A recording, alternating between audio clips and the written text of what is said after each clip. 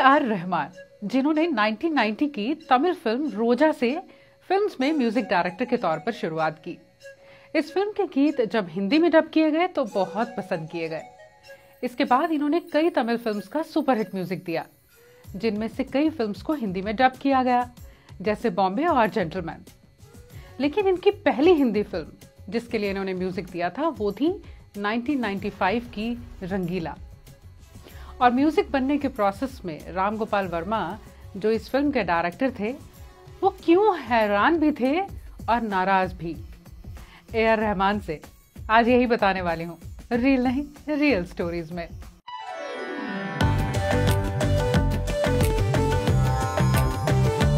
Film रंगीला, जिसमें आमिर खान मुन्ना के role में, जैकी श्रॉफ कमल के और उर्मिला मातोंडकर मिली के रोल में। रामू कहते हैं, मैंने जब रोजा देखी मणिरत्नम साहब की, तो जिस तरह से उन्होंने गाने पिक्चराइज किए थे, सोचा था मैं भी ऐसा ही करूंगा एक दिन।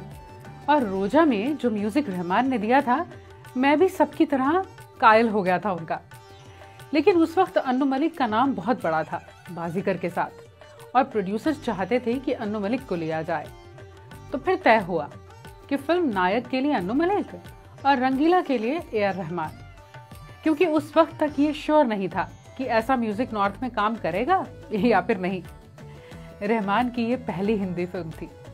वो कहते हैं, रहमान कभी इम्प्रेस करने की कोशिश नहीं करते, उनका काम करके तालियां बजें ऐसा नहीं क्रिएट करते माहौल को। और जब रहमान ने पहली ट्यून सुनाई तो रामू कहते हैं, मैं तो कंफ्यूज हो गया। ट्यून थी याई रे के लिए।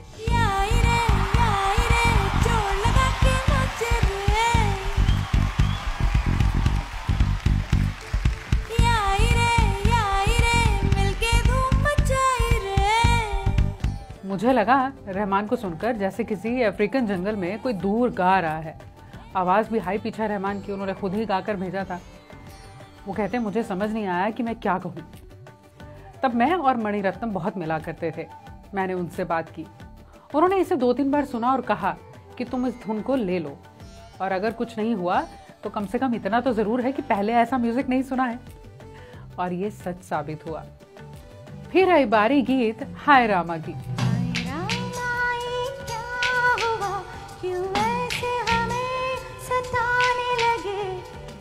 इतनी प्यारी हो सामने, हम काबू में कैसे रहे।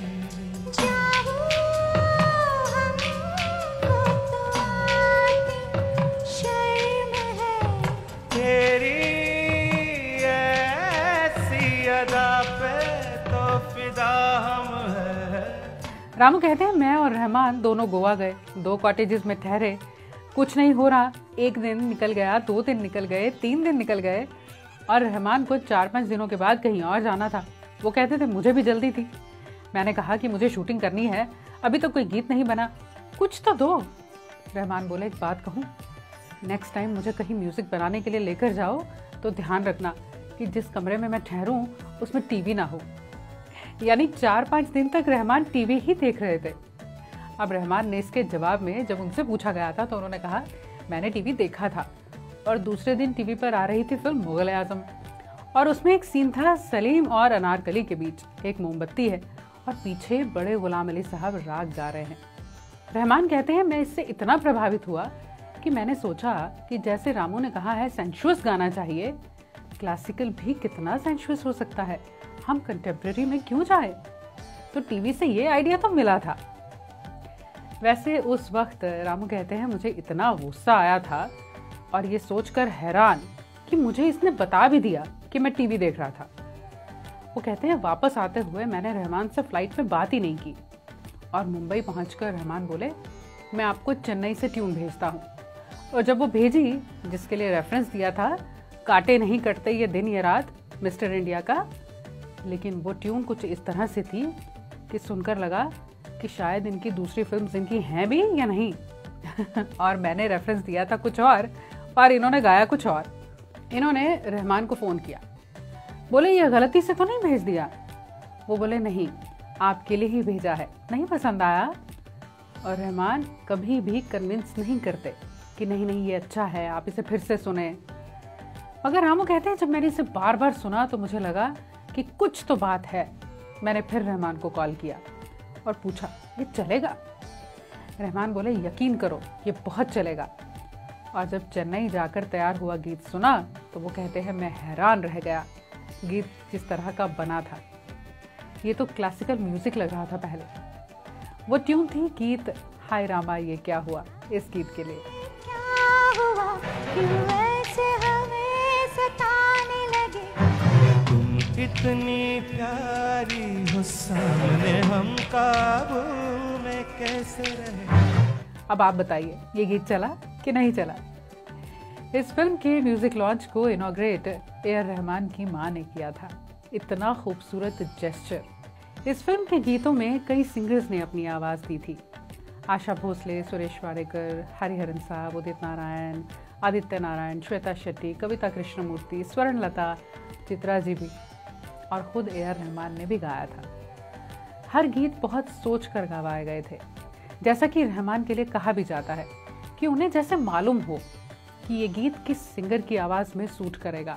यारो सुन लो जरा, हाँ अपना भी कहना, जीना हो तो अपन के जैसे ही जीना। याई रे जोर लगा के नाचो रे।